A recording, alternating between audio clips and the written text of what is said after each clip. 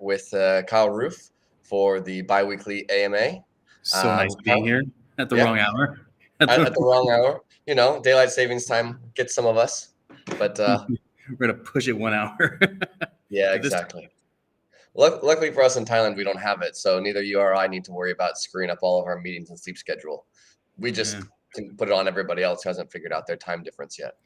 We should put everything on Arizona time because Arizona doesn't do daylight savings. We could peg to that time and then we're fine. Oh, that explains so much because I have a few meetings with people in Arizona, and so far there's been no hiccups around like, when do we meet? It's like, it'll it's move. the same. Yeah. But I do remember when I lived there, and it was weird that suddenly I would be a 1 hour difference from other people. It's like Arizona and like a sliver of like Indiana are the two that like don't change. Someone in that group was like, "Yeah, we're not doing this," and that person thought that group very well. Screw that guy. Yeah, exactly. Cool. Well, we've got quite a number of questions to run through today, so let's go ahead and jump right in. Sounds good. We'll start with probably 3 or 4 just from Evan Blicker first. Okay. So he says, do top level domains have any impact whatsoever on ranking? Aside from country-specific TLDs, which can specify to Google where you want content to show up. I'm referring to .shop, .net, .builders, .xxx, etc. Sure. I've not seen it. Like if you went with like a .co or a .net or a .org or something like that, I haven't seen any ranking disadvantage. Mm-hmm. I mean, our agency site is a .co and it ranks quite well in a lot of different places. That's obviously an anecdotal evidence, but I haven't seen it where like if you were to go with a non.com that you're immediately harming yourself. I haven't seen that. Sure. What are your thoughts on that from less of a search engine perspective and more of a user perspective?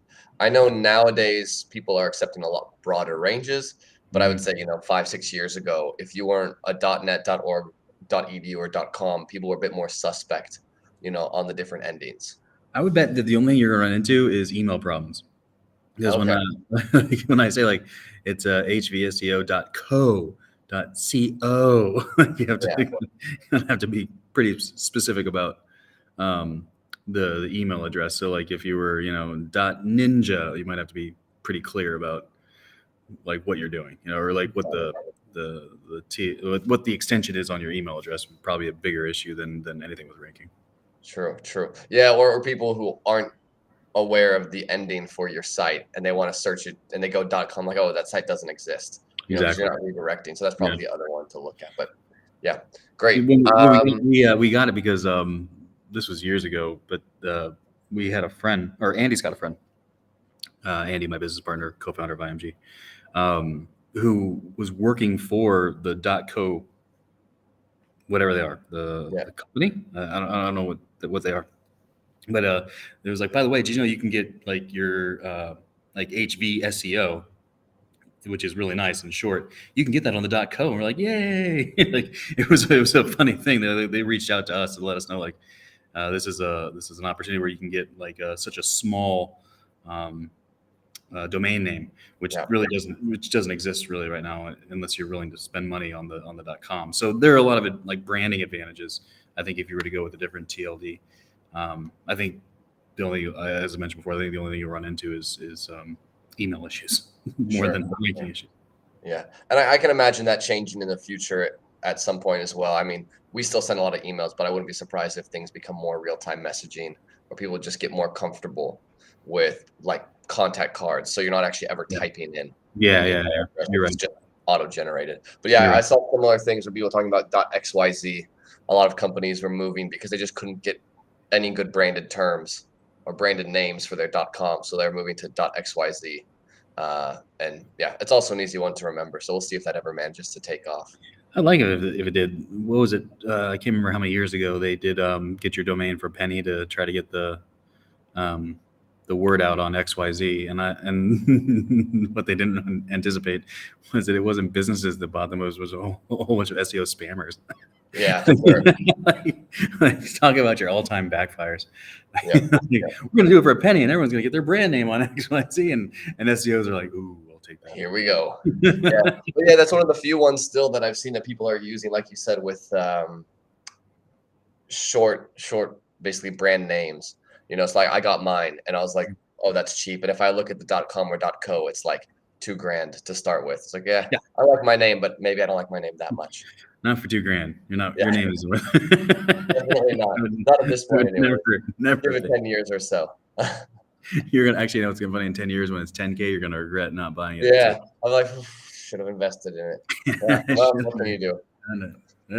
Hey, if someone else search your own name, they'll be like, Kyle Roof. Wait, Kyle Roof? I can charge own that guy KyleRoof.com. way more for that. Yeah, I remember. Yeah. So you didn't manage to snag that. There are only, honestly, I think there are only 2 other Kyle Roofs in the world. One's in jail, so he's not buying any domain names. And the other one's like in upstate New York, and who knows what's going on up there. So someday you'll see a free KyleRoof.com, and it'll either be him or you. We'll have to wait and see. That's right. It could go either way. So next question from Evan is a bit of a long one. So there's a couple questions in there, and I'll read through it, and then we can break it down. When you're planning your silo, how do you go about picking your money page? What specific things do you look for? There are tons of keywords in any niche that have high PCP, high traffic, but have a difficulty score of, say, 80 out of 100. In other words, there's little chance for your fresh blog site is going to make it to the first page for that keyword, never mind being Forbes in the top spot. Do you skip it and go for something less competitive with less traffic and a lower cost per click, but maybe something less suited to your needs? Or do you go with a tough keyword because you could sometimes win easier secondary keywords? The latter is what it is. You have to have those pages. So even if you have no chance of winning it, if it makes sense for your site, like that is the money keyword for your particular niche, what you're doing, you must have that page. And then what you want to do is really focus on those secondaries. Like if you've identified like we're just never going to win this, and that happens, and that's okay. Build the page and then focus on the secondaries, and then focus on your silo. And what's going to happen is you're going to rank for a lot that's around it. It's going to bring you the right traffic. It's going to bring the right clicks, the right impressions. You're going to raise the value of your site, and that's what you need to do. Even if you're going against huge, and you're never going to win that specific target term, you will win the secondaries. You will get a lot of traffic, and the silo will be beneficial to your site. Sure. Great. And I think that ties into, this next question from Evan as well. So he basically says, I told a friend who's a pretty decent SEO about your tactic of using the SERPs to craft page outlines and get secondary keywords and related terms. He thought it was good, but said that Surfer does basically the same thing. How good do you think Surfer SEO outlines are versus doing it off the SERP yourself? Is it a good substitute, speedy replacement to crafting outlines off the SERP, or are Surfer SEO outlines lacking in some respect? I've never played with their outlines, but I know some people really like it. Sure. And that's great. And if they are streamlining kind of the process, then go for it for sure. I just personally haven't seen it, so I don't know. Yeah. And that leads for a question from my end. Is that's not just me like not wanting to talk about a competitor. If they're doing it well, then crush it. Like take it and crush it. And I've heard good things about their outlines. Sure. So with that in mind, do you think there's ever a limitation to relying just on software? Because if everyone's using Surfer to generate their outlines, and let's say you're all in the same niche, there could be a benefit to being like, hey, I'm going to do it slightly different. Or do you think it's better to do what software is suggesting? Sure. Well, you can't follow any software blindly. Yeah. You just cannot. But we have a fun test coming up in the test review on kind of on this subject. And what this person found is if you can add a section that doesn't exist in the top 10. So you look at all the top 10 pages. If you can add a section that does not exist, what that person found is that their page will index faster. So it's kind of like mostly the same here, mostly the same thing, and then like one new thing, just one section. And I think this person was just adding an H2, like people also asked that didn't exist on the other one, and they were able to get their pages indexed 100%. So there is some benefit to obviously seeing what your competitor's done, because the idea of the secret is hiding in plain sight, right? Sure. Google shows you what it likes, but also Google might be intrigued by something it doesn't know about. So do that, and then add that one section. And that's probably a good recipe for success.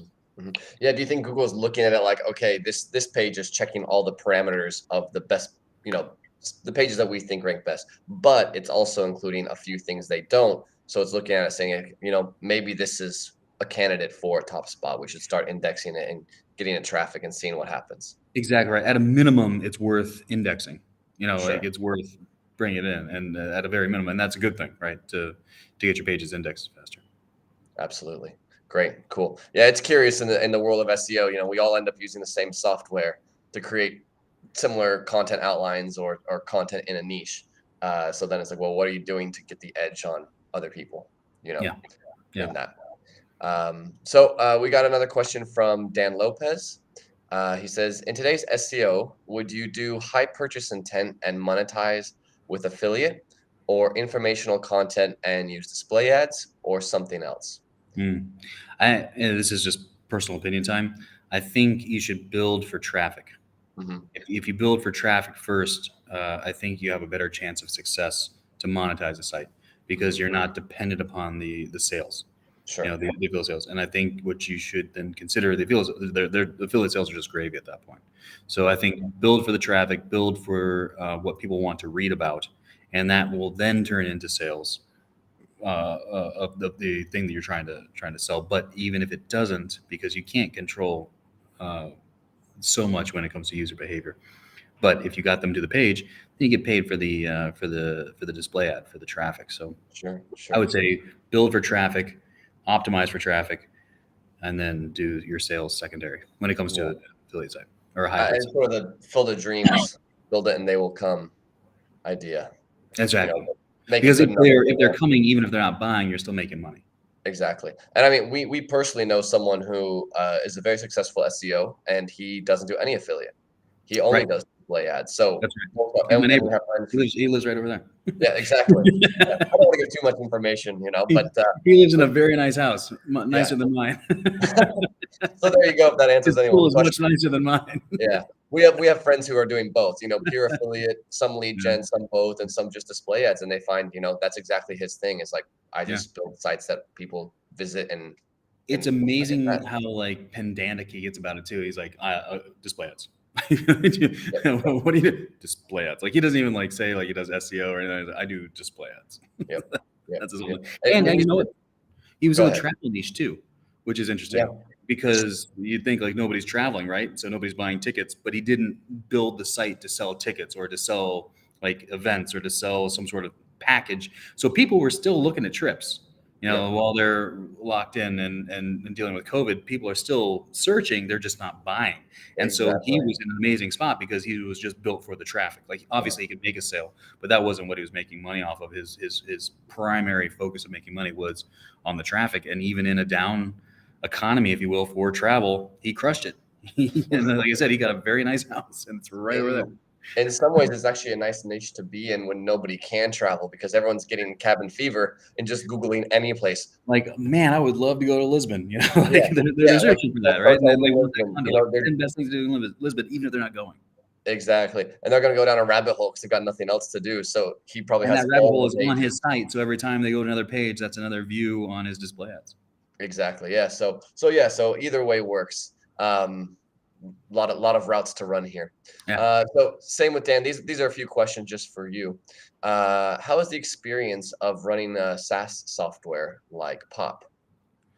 It's the most fun I've ever had in terms of a job. Like it's genuinely enjoyable. The frustrating part comes from that I don't know how to code. So like if there's a problem, I really can't fix it. I have to rely on somebody else. You have to rely on somebody else's expertise, which is problematic. So if you want to build a SaaS, I would try to build a SaaS in a common language that's easy to understand for developers so that you have a larger pool. One thing that we did that I didn't understand at the beginning was that to have a developer that understands Python and JavaScript, so the back end and the front end, is basically like finding somebody like a NASA engineer that can build a satellite. And I didn't realize it was that complex. I was like, how hard could this be? But it turns out most developers either know JavaScript or they know Python, and neither the two shall pass. So that was problematic. That's a problem that we continue to have in finding developers that can work on the tool. One other thing is our Python level, like if you look at a scale of like 1 to 10 in difficulty, like 10 being the most difficult, most Python devs come in and like, oh, your little tool's a 3, right? And they get in and pop is like a 9, and they come in with all this swagger, and then they're like, oh no, I can't do this. So you can kind of like, even if Python is a very common language and a lot of developers know it, but you can get to a point where it's too difficult. Mm-hmm. And that's something I didn't think about either. So if I could go back in time, I might use more APIs than I do, like kind of tap into somebody else's API, just pay the money. It's expensive when you're brand new, but once you grow, if you have an idea that can grow, you might save yourself some money and some headache. So if I could go back in time, I may do that. I'd not find an easier language, but find APIs that I could plug into, perhaps. Mm-hmm. We ended up building it all ourselves. So we have everything within POP is built. The only API we draw into is Google's NLP API, just because some people want Google's NLP API. But other than that, everything that's in POP is built. Like, it's our algorithm, it's our whole thing. And so that's nice to say, and that's good. But when I think about the headache part of it, maybe I should have just been like the other guys and just pulled in some APIs. So I would consider APIs if you're looking to build. I would consider common languages, and I consider how complex this tool might be, and then maybe make some adjustments accordingly. So that's interesting to hear. Like, you don't code, and yet you have a SaaS product. So when you first came up with the idea, did you find there was any struggle between communicating what you wanted to the developer, to find out what can I really do, what's realistic, and how did you overcome that when you feel like, hey, there's this gap of knowledge that I don't have about my product, especially in the initial stages? So one thing that I did was I went and learned what Python can do. Mm-hmm. So I can't code in Python, but I know what it can output. I know its limitations. So that was actually some study that I put in, like, okay, if we're going to use Python to do this, because initially we started off using Google Sheets, scraping into Google Sheets, and Google Sheets are great if you're just doing one, but as soon as you want two, they just fold, right? And then it was actually Maria, our CTO, was like, you know what, I think Python's the right thing, and she goes, I think I can learn Python. who can't? But she literally took 2 weeks. She learned Python, and then in week 3, she wrote the first script for POP, which was unbelievable. And from there, then we were able to show a developer, because she did such a good job with that. Like, okay, this is the base of it. This is where we're starting, and then we're going. So the initial script was actually only about 20 lines, and now it's I don't even know. But we were able to convey to the developer based on what she built. And then I took the time to learn what Python can and can't do, so that when I'm talking to the developer, then I can say, like, we want this in the end. And I know Python can get there. Your job is to figure out that middle part. So we're here, we need there, you figure this. But I knew Python could do that because I studied what it can and can't do. Mm-hmm. Yeah. When you designed POP initially, or when you came up with the concept for it, you said it was off of a Google Sheets. Was this originally something that was built for internal use, and then you realized, oh, actually we could make a product out of this, a SaaS product, and release it? Or was it something that you had as the long-term vision was to create a SaaS product just right from the beginning? Your first thing, it solved an internal problem. Like, what we realized was, the secret is hiding in plain sight, and now we need to break that down. And now we need to see accounts in specific areas, and then we knew we could build pages that could beat the competitors. And initially, we're doing that by hand. That sucks. So then we moved to like Google Sheets, and that was great. And then I showed some people, and I was like, would you like this? Do you like this? And they're like, oh my God, that's amazing. And then from there, that's where the SaaS product developed. But if you can solve an internal problem that you personally have, that's probably worth $20 to somebody. Like if it's an actual problem, right? If it's just an inconvenience, maybe that's $10. But if you're solving a problem for yourself, you can probably show it to some people and be like, oh, that solves a problem that I also have, and then I will pay for that. That's probably the best way to do any SaaS product, is solve a problem for you. Yep. I can also say, so we solved the problem for us, and this was 2017 ish. We then gave the solution away for free for about 7 months, from like November, December 2017 to about June 2018. It was free, and that was a big learning curve for us because we're using it internally, so we know how to use it for our very specific use case. Other people are going to use your tool for other things Sure. and have different ideas of what it can and can't do, and what they need it to do. And that was a big eye opener. So like, it's kind of like the first step is like solving a problem you have and then kind of giving it to the world, but then figuring out also what are the world's problems, like what else do people have that you can solve within this framework. And we figured a lot of that out within that first 6 7 months, and we were just doing it for free. Yeah. We then, though, you create like a brand, followers, like brand ambassadors. And what happened was then we say, hey guys, we got to charge $1 for this. Like we have to charge $1 per word. And everyone was like, yeah, that's fair. I've been using this for free for 7 months. Yeah, you can charge $1. That's okay. And you get people that are totally fine with paying at that point, and you've got a whole user base, and they spread it word of mouth. And even to this day, I think our whole marketing budget for Pop is like $500 a month in terms of marketing, because it's all spread still word of mouth. Um, we need to work on that. We should. Are we marketers? We should do better. But it's actually that's really hasn't been the focus, because we're still developing features. We're still thinking. So in my mind, I'm still in 2017. Mm-hmm. That this is. It's just a brand new baby tool that's sitting on the back of our agency website, and you can just the initial thing was you put in your name, your email address, and like your keyword or maybe location, and then we emailed you a spreadsheet. Wow. Was the first version of it, and people were pretty stoked about that. And then once we turned it into a SaaS, we were like, what? Like that turned into a pretty cool transition. But Is there any use cases that people came up with that you were surprised, or sort of was like, oh wow, I never thought people would use it this way, and then you sort of developed further along that path? not anything we've like really developed specifically, but it was interesting to see that people will use your tool, like they interpret it for themselves. Sure. So they have their own use case, they have their own scenarios, and then they interpret the data based on their own experience.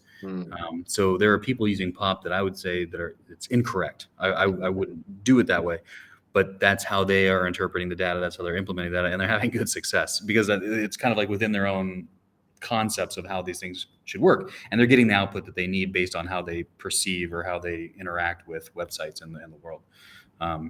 So it's like I'd be like, nah, I don't know how I do that, but they're doing it, and it's working because it's Sure. kind of within how they think. Sure. Well, I mean, whatever floats your boat, as long as you're getting the results you're looking for, I guess that's As good long as on I keep your end. paying monthly, I don't really care. Yeah, exactly. Right? 100%. As long as I keep paying that monthly subscription, you could do whatever you want. Sure. Yeah. While we're on the subject of Pop, this is a question that I had recently when using it. So you'll see that Pop will mark both under-optimized and over-optimized terms. Okay. Over-optimized terms on a page, what do you think the weight is of that? So if you got a page where Pop is saying, hey, you're a bit over the recommended word count, what's really the weight in the negative impact that over-optimization might have? So word count in and of itself isn't necessarily the factor. It's that's where the idea of density comes in, but I think density is the wrong concept. It's like density within a signal area or a factor area is probably more important. And then it's easier to think when you're thinking like by specific area, then it's more of like a term frequency Sure. within particular, because like let's say your target keyword was best purple frisbee. If you had that as an H2 and just that, then your density is 1 or 1,000. But it's good. It could still be correct. So like just because your density is so high, it's more of the term frequency used at one time, in that signal area is probably the right way to go. When you've used too much, that's a smaller problem than not using enough. Sure. Over optimization is a much smaller issue than under optimization, and you can always fix over optimization by adding more content, by adding more H2s or adding more paragraph text. You can fix that pretty quickly. Within Pop, if you're staying on the pro side, What we do is, instead of telling you to reduce, we try to guide you towards other terms and increasing, say, your word count, and adding other terms to offset maybe something you've done too many times. Mhm. If you're on the custom side, you will see recommendations to reduce, and that is a very high risk, high reward idea. Some pages, like if you're just stuck and you were to actually reduce, you can actually do very, very well.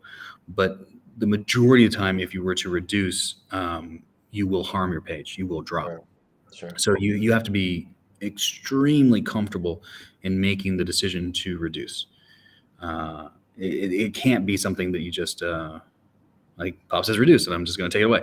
Like there's a good chance you're going to harm yourself, and that's why we really try to dissuade people from using the custom side, because it is such a risky idea, and it's more beneficial to leave, say, the over optimization and just try to add to the page than it is to reduce. But there are some very high level SEOs that use Pop, and they reduce. And they post about their success. Actually, there was one maybe about a year ago, and then a very high level SEO who does affiliate work was like, Pop told me to reduce. I had a page that said Pop to reduce, and this worked, and this was amazing. And he posted on Facebook, and I was like, the first one, I was like, that is very risky. You need to be this level of an SEO before you decide to follow this advice. And I think Sure. Matt Diggity chimed in afterwards, like, so what you're saying is just reduce on everything. And I was like, you're not helping, Matt.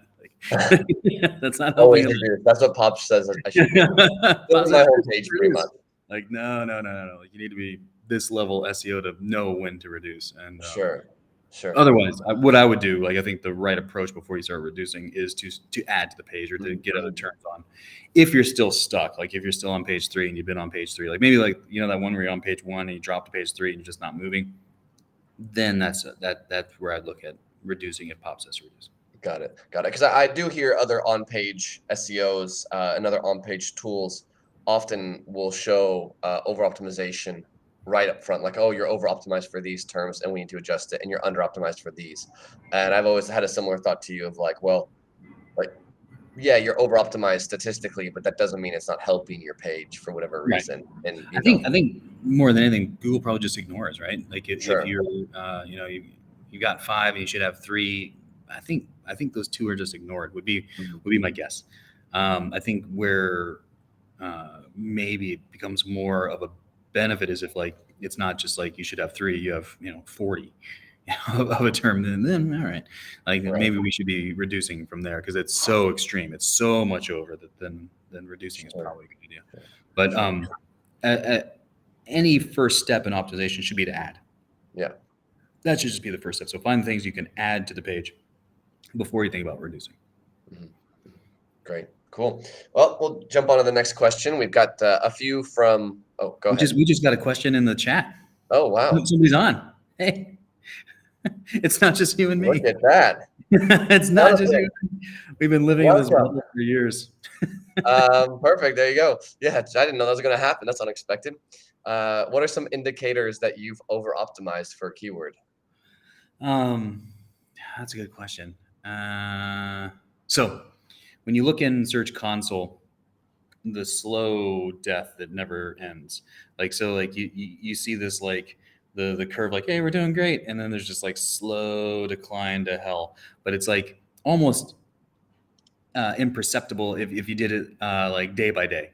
Like, if you're just looking at, you have to like span out to like 3 months or 6 months, and then you just see this like kind of steady low decline. That's a content issue often. And that could be an indicator that you are over optimized, that you've done too much, especially when you kind of just see that, like, you're like, I've done everything, but you still continue to drop. That's probably a content issue. And then if you feel that, like, maybe things are pinging that could be over, that might be the time to start to reduce from there. Yeah, there you go. Well, great. John, if you have any more questions, put them in the chat. We're happy to run them through. I like that, as our one fan, you're just instantly going with the colloquial John. Yeah. Hey, bud, we're best friends now. Welcome. The one person. We had a good crew for a while. We have a fan. Yeah.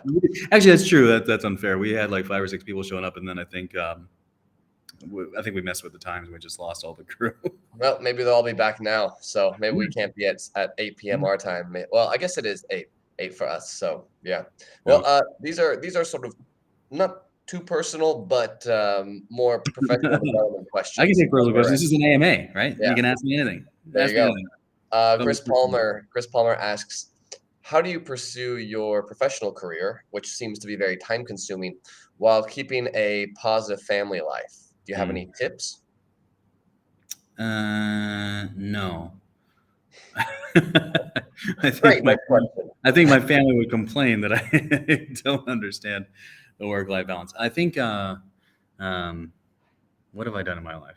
One thing I've done that's pretty good is actually scheduling time. So like tonight, I'm going to dinner with my wife. I have actually blocked that time off, so I can't get a meeting, I can't get a call. So I do add those things in, and that sounds very unromantic, but I think it actually works out pretty well. The idea that I am intentionally blocking off time where I won't be on my phone, or I won't be answering questions, or I won't be dealing with something, and I can safely put the phone away. Because if you block it off in your calendar, then you know that, like, there's no emergency. Like, there's nothing Sure. that can happen within this hour and a half. We're gonna have dinner with my wife. You can put it, you can put things down, and the world will turn, like, and things will happen. But I think if you didn't block the time, what I find personally is that then I am constantly checking my phone. And even though I'm present, I'm still on my phone. So I think blocking the time is probably a good way to go. And that could be, I take my son to jujitsu on Saturday, and then afterwards we go to a little place where he can play with his buddies, and we organize a little thing. It's the same deal. I'll block off 2 hours, the hour for jujitsu and the hour for playtime. And even though he's just playing with the parents, I'm still more present because I blocked off that time, and I know that I'm not going to get a call, or nothing's going to happen within there that can't be solved, an hour later. So I would recommend blocking time would be my best unsexy advice. Sure. And also, I think that's a question that a lot of people have, but you've reached a point in your career and in the development of the agency where you probably have more of a luxury for That's fair. work-life balance, right? If someone's starting out, you maybe that's not the question to be asking. Yeah. Like you've got a team behind you, you've got people who can manage problems, you've built that. So You're right. in your earlier years, was that something you could consider, or it's like, sometimes you just have to work. That's just all there is. So I remember being in, like, Florence, right, and on our big Italy trip, 3-4 years ago. And I remember my wife was a little upset with me, and she's like, "You're on your phone." I was like, "You realize that I can be here right now because I'm on my phone." Sure. So, like, you have to be pretty transparent, I think, with your spouse or your significant other, that our jobs allow us to be anywhere, and we can do it from our phone. So that does mean that we are going to be working pretty much wherever we are. Yeah. And you're right, there has to be some sort of balance. But at the beginning point, I think if you can be transparent, like, I will be working, I will be answering questions, I will be checking to see if something's happened, but then I'm still going to be at the Parthenon, like the Pantheon, excuse me. As long as we can get there, then we're fine. It's still beautiful, we're still having a great time. But kind of having that concept that you will be working even slightly, I think you can work that out. Yeah, and I think that's a bit of a shift, especially, and now it's more common as more people have gone remote due to the pandemic or working online. But I can just remember even 5-6 years ago, someone like, "Well, you work online, so you don't have to work today, or you can work anytime." And I'm like, Sorta. true. Or I can It all the doesn't time. really work that way. Yeah, it's like, you're always on vacation. Like, yeah, no, not at all. I just remembered, I was in Rome when we launched Pop as a paid thing. So, like, when we switched over to paid, I was actually in Rome, and I remember checking it basically by the minute, and to see, like, we have users, we have people paying. And in that first month, I think we did like $2,700. So that was like, at $1 report. And I was like, this is absurd. I can't believe this many people. And again, no advertisement. It was just like word of mouth. But I was checking minutely while we were in Rome. So, like, we're seeing, we were just around the corner from, like, the Trevi Fountain, which is beautiful, and you should see it. And I definitely distinctly remember checking my phone while I'm looking at the fountain. Like, like, hey. Yep. But that's the nature of the job. Right, and otherwise you couldn't be there. Right. I wouldn't be there. I wouldn't have been there. Yeah. Exactly. You're either there doing that or stuck in an office. Right. So we've got a Can you few more imagine? I questions mean, from Chris, but we do have a comment. If I butcher your name, I'm terribly sorry.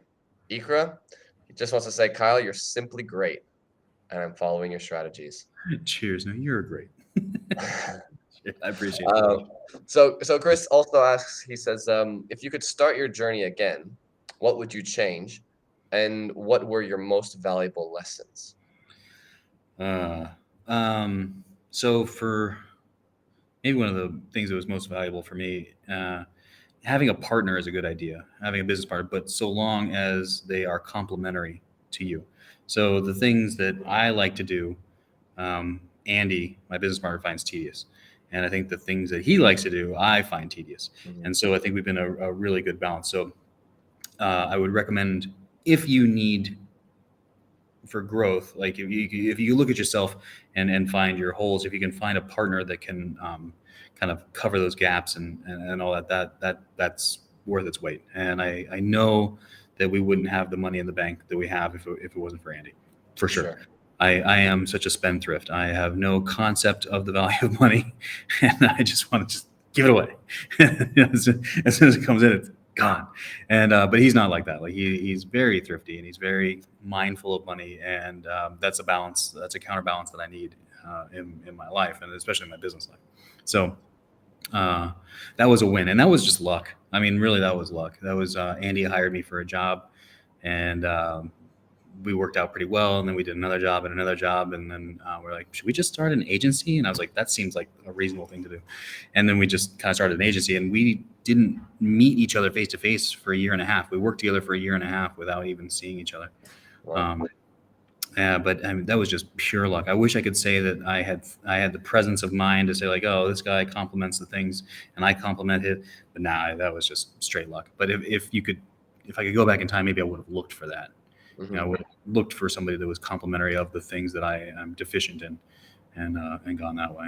But I don't even know how you do that. Like, I don't know how you do that. It was luck. Yeah. Tip number 2: get lucky. Just straight get lucky. But what's the line though? The harder I work, the luckier I get. Yep. I think that is a truism. Like, work hard, surround yourself with A-level people, and then you'll do pretty well from there. Yeah. The other one too, which again, it's the serendipity factor, is putting yourself out there, especially if you're like, hey, I've gone as far as I can on my own. I need to find someone else. The more people the bigger your network, the more likely someone's going to be like, hey, you should meet this person. You guys might work well together. Or the more you can tap resources around you. Exactly right. And then what you also learn too is like, meeting people like you. Like you're able to identify people like, oh, I can work with this person. I can bring them into what we're doing. I think we can be successful. And you learn that through the relationships that you build, and through finding your own deficiencies, like the stuff you do. I could never do. I have no desire to do, but you're extremely good at it, and that's great. That's the point. That I could do it half-assed, but that's not. You do what you do way better than I would ever do. Yeah. So you kind of learn that as you kind of grow and as you develop. Like, okay, this is an A player. We can bring them in and we can plug them into something. And then the tricky part, as you've experienced in our agency, is trying to maximize somebody's strong suits. The idea is that you try to find somebody, you try to plug them into something, and we create jobs all the time, or like positions all the time that don't necessarily, it wasn't on the list, but it was like, oh, this person's really good at this thing, so let's try to enable them into that sort of that position. Exactly. And I think you learn that through time, and it kind of goes back to then that beginning thing of like, okay, I can't do this well. I can do it, but I can't do this well. So that's then bringing on a business partner. And then from there, as you bring on people, you think about like, what hat can I give to somebody else that I know if I give this to them, that they're going to do it better than I ever would. Mm-hmm. And that's what it comes down to in terms of like your staff as well. You have to enable them. But so like kind of think about your own deficiencies and then give that to somebody else. Because once you enable them, once you empower them to do it, they're going to do it better than you ever could. And, exactly. And then that's what you should be doing. So yeah. So maybe finding Andy was kind of like finding the first like person to work for us, essentially. Like, right. But Again, though, I wish I could say that it was part of some master plan, but it was not. That was just straight luck. And maybe if I could go back, I would have been more conscious of it. But Yeah. Well, all of that really ties well into the last question he has, and you've already given some, but he says, any tips on managing a remote-based team? the trickiest part is onboarding. That's the hard part, is bringing somebody in and onboarding them, and to enable them to do what they can do, or to kind of bring them up to speed to do whatever you want to do. So that comes down to SOPs that are very clearly defined. I think the best SOP, a trained monkey could come in and do it. Like you need to make it as simple as possible. So what you want to do is like, this is the framework. This is, do it like this. But then the tricky part is that you need to be able to enable them to know when they can deviate. Sure. When they can say like, okay, step 3 says this, but I know it's better to do whatever. So you need the person that's going to follow instructions, but then also has the initiative to change when things need to change, or really they can kind of bring it. So onboarding is the hardest part about a remote team. But then finding the people that can follow the instructions and then can make them better. Right. Matt Diggity talks about this in some of his stuff on training staff, that you want them to create the SOP, basically, right? You want them I slightly disagree. I want them to follow my SOP because I've done it. I know it works, and it's also going to make us money because I know it's going to take this amount of time. I'm paying you this much, and I'm charging a client that much. I think if you just have them write the SOP, you could run into where you've lost money. You're charging this amount, and they went to this SOP that's that. So like, I feel like they need to start in it, and then they need to be enabled to change when it needs to be changed, and that's that's the trickier part. Is to have somebody that, like, you want a monkey that's just going to follow, but then you also want them to be able to think on their own, right? Just, do this, please. Like, don't get out of it. But then, like, if they see an issue, like, please tell me the issue. Please. Exactly. And that's a fine line to follow. And that may be coming from time in the job or previous expertise, where you're like, okay, I'm hiring you because I know you can follow this, and your input is valuable since you're doing this thing 8 hours a day or whatever the process is. But we talk about that in the restaurant industry as well. What's the difference between a chef and a cook? A cook follows a recipe. A chef knows how to change the recipe if you discover you suddenly don't have pepper. They can still produce based on this odd situation. They still get the results they need. They're not stuck to the SOP. And that's exactly what SEO is, because you have like kind of the standard set, like, okay, this is what we're doing, but every website is different. Every keyword is different. Every niche is different. And so things need to be able to adapt. So you need the person that can follow the recipe and then change for pepper when it arises. It comes up a lot. Like, exactly. It's a thing that happens a lot within our industry. So you need somebody that can adapt to that. But you have to empower them to do that too. Like, people need to, I think, feel empowered that they can make those changes, and they're not going to get yelled at, or they're not going to face some sort of repercussions, because they're human beings, right? And they can see like, oh, it's better if I do this. And then, so you just have to be able to, I think, to have them say like, hey, I made this change to the recipe because of X, Y, and Z. Yeah. Jonathan just had a quick one more question. He said, how can I get involved in the SEO testing community? We want you. Ping Karthik in support, and he'll get you into the testing group. And then there's a little mini course on testing. We have I show like single variable testing kind of as a basic concept, but then I also get into case studies and field observations, which are extremely valuable, and most people can do like without any kind of testing background. So I would start with those before getting into like a test and do that. And we're happy to have you. So come on in. So ping Karthik, our head of support, and he'll get you in, and let's rock and roll. Yeah. So on the topic of testing, some of your tests have just been posted, and an interesting one is the checking Jarvis Jasper content for guest post. So for those who haven't seen it, could you just give a brief overview of what you did and the results that you saw?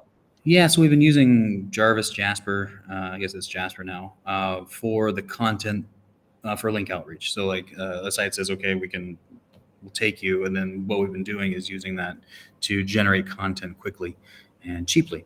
And then obviously editing just a little bit. So we were using that, but the thing that we I was like,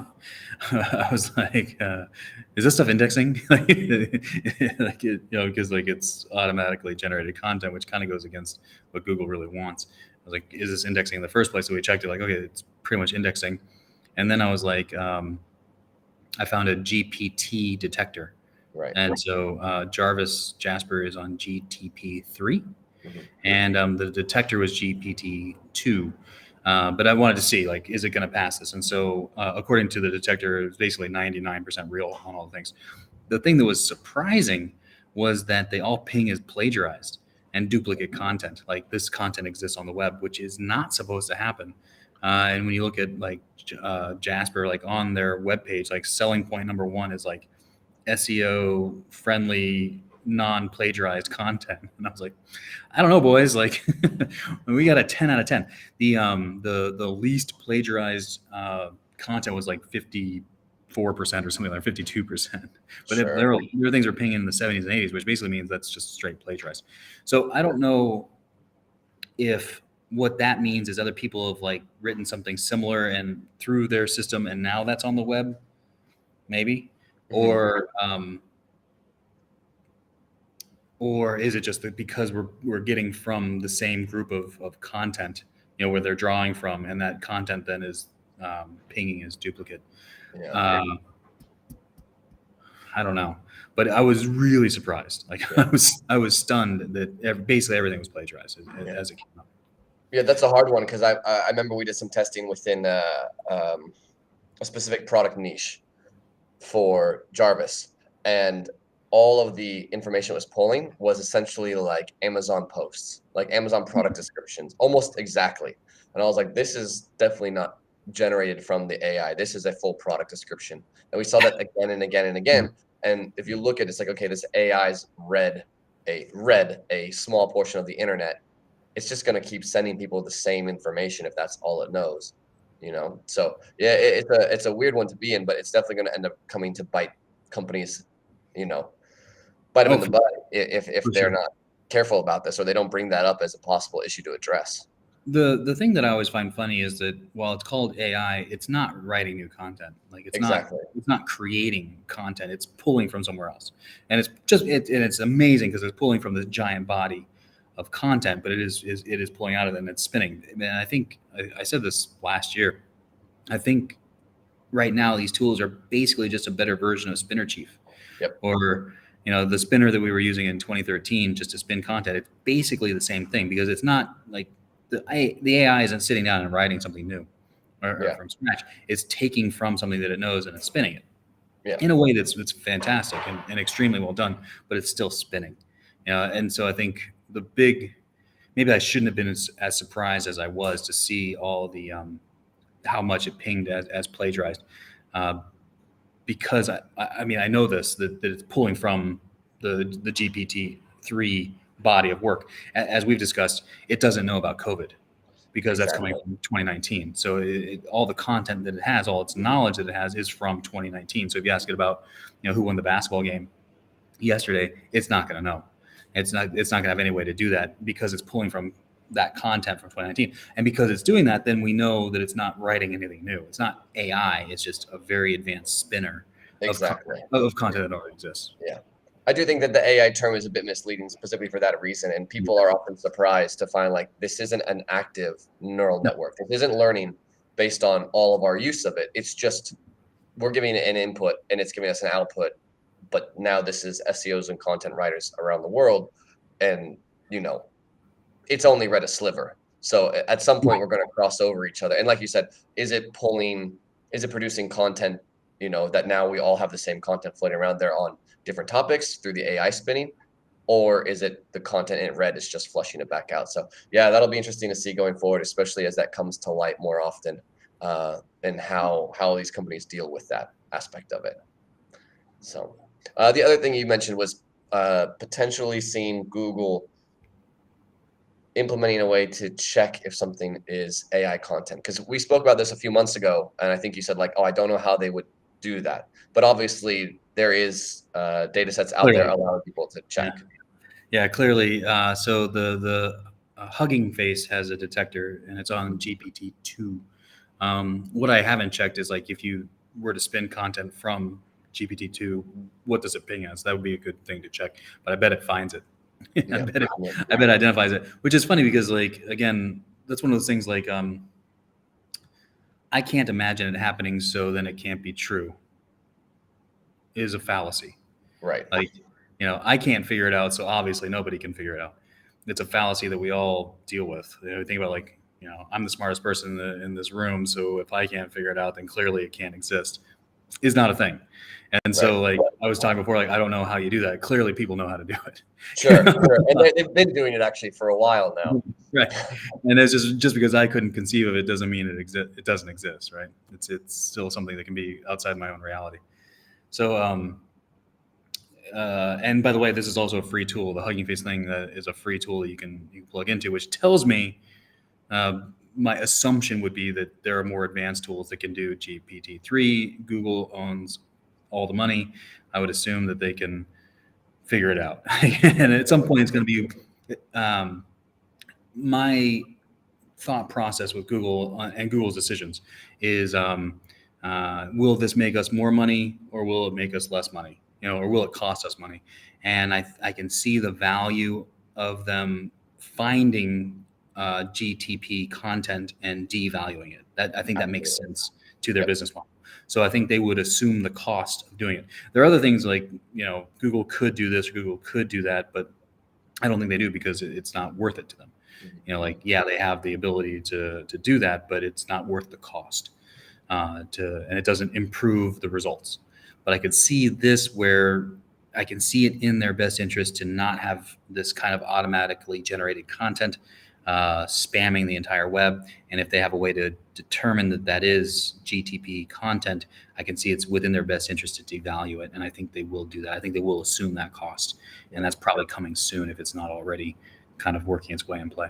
Sure. Yeah, and I think I wondered too if people who are spinning through the AI content, especially with like boss mode on Jarvis, where you need no human input anymore, if unknowingly they've sort of shot themselves in the foot.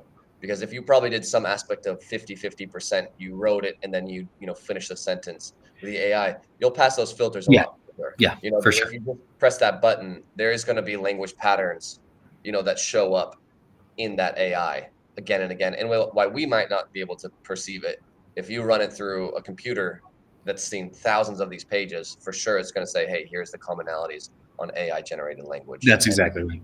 I can't see it, but then I don't know how those things are written, right? But if you know how they're written, then you can probably see it, or you can at least build something that can detect it.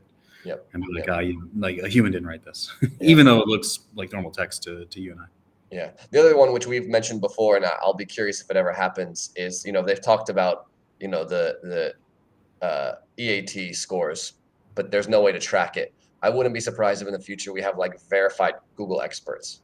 It's like, oh, I write this content, I put my name on it, it's linked to my account. You can see my published stuff elsewhere. Here's my LinkedIn. Google's looking those signals to say, okay, is this person a real person? And do they pass the AI filter on all their content? Okay, we know their content's good, especially in like your money, your life areas. It's like a GMB for humans.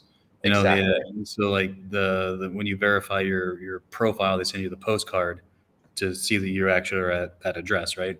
I could see the same thing for humans. Like you have to have a unique address. They're going to send you a postcard. You're going to put it in, and then you are a verified human to then write things, and you're going to get more credit for whatever you write, especially when you got author schema linking to like I wrote this thing, and I'm a confirmed human. That's an interesting idea.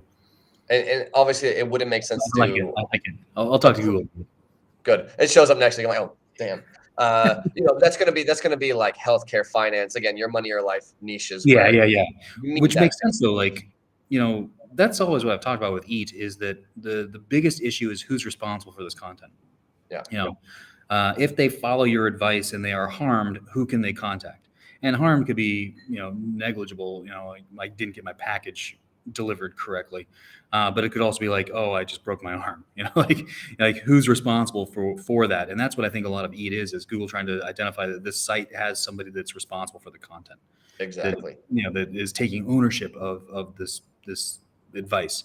And I could see like a GMB style postcard to say this is a real human, to identify that this is actually someone that's writing, well, I'm with it. Right. I bet it comes. Yeah, I'm a doctor. This is my doctor's office. Here's Yeah. my license to, my medical license that Yeah. shows, and now I'm verified with Google to do this. And I think that's even part of a bigger conversation around tech companies in general. We see, like, especially with this concept of disinformation being everywhere and fake news that Yeah. we saw throughout 2021, 2022, and 2020. That's with us forever. Yeah. That would be a way to beat it, though, right? You could say like, Exactly. this is actually, yeah. This is a verified person. We know this thing, and da da da. It's not just okay, whoever says that, and now we believe it's true. So yeah, that'll be interesting to see how that happens in the I'll future. go talk to Steve. That's actually Google's real name. Did you know that? It's actually Steve. Google prefers Steve. I'll go talk to Steve. You're on a first name basis. Once you get a rule written about you in the guidelines, then you get access to the inner circle of Google. We're pretty tight. If no one figures this out, Kyle Roof is actually Google. He's just pretending to be an SEO on the side. Yeah, this is the VR version of me. No, who see me in person? No one. That's true. That's true. I am in the same country, but who knows? So I think we've got time for just two more quick questions. We're almost on the hour. Did you see that one popped into the chat? Yep, that's the one we're going to jump to first. He says, Kyle, is it necessary to give external links from every post to other sites from blog posts? Absolutely not, and I do it very rarely. I really, when I'm using my posts, I'm usually using them as supporting content, and I want to be very stingy about where I'm sending my link juice or my authority or whatever you want to, my equity, whatever you like. I really want to be, I want to focus that on where I need to send it. So I would only link out if it really makes sense. Like if it really makes sense to do it for citation purposes or like for reference purposes, or then I do it. But otherwise I ignore it, and I try to keep all my juice within my own site. Perfect. And then the last question is actually something that Lauren posted, and you gave an interesting answer. So I thought we could talk about it here a bit. What's next for internet marketing? What's next? What did I say? I don't remember. I think you talked about metaverse potentially replacing chatbots with real people. Yeah. I wonder if that's going to happen. Where, like, instead of a little chat guy, you click on it and then you're actually kind of interfacing with somebody. Like, kind of, I can see a lot of advantages to that. That a chat box is one thing, but like actually seeing somebody, even if they're a bot, I think would make a better user experience. For sure.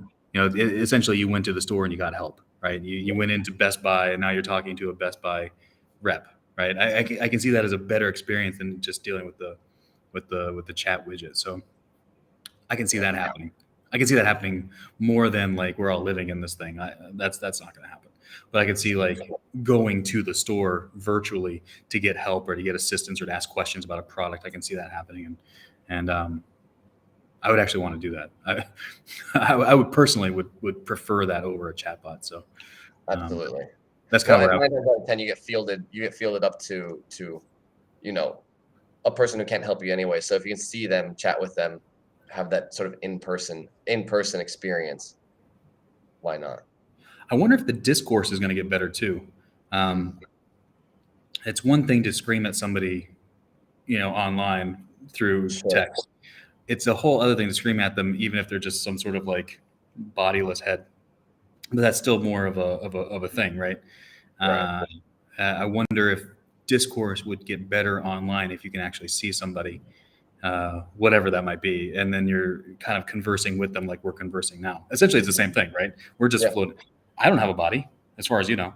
Like you don't know what's below it, like kind of like my chest and below. There could be nothing down there. It's the same kind of thing on the metaverse, right? You're having that discussion with somebody that's kind of floating blob. But I wonder if the discourse becomes better.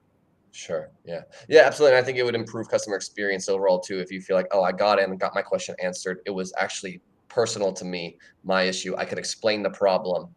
And then, 9 times out of 10, it's like, oh, I don't know the answer. Let me field you to someone else. And now you know whether that's, done or not. So the other thing you said was you think Google will continue to go after affiliate sites that lack EAT signals. So you said, I'd keep those EAT factors in order and keep an eye on any factors that your competitors add. So you think that's still going to be a factor going forward? Yeah, that's been a truism for the last 2-3 years. And it goes back to responsibility. Google will put a shittier site that is clearly owned than a beautiful affiliate site where they can't identify who owns the content. Sure. And for e-signals, you don't have to have a doctor write your stuff. It doesn't have to be an expert. That's not the point. The point is who's responsible for the content. Right. So you don't have to go out and pay, somebody from Stanford to write your stuff. You can get Joe from Yuma to write it. It's who's responsible for it is the idea.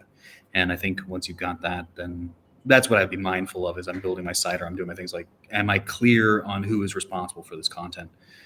Is it clear for people how to contact me and not just through some anonymous contact form? Do I have multiple email addresses? Do I have a local phone number? Do I have an actual address on my site? Those are the things I would worry about more so than like finding like an industry expert to write any of my content.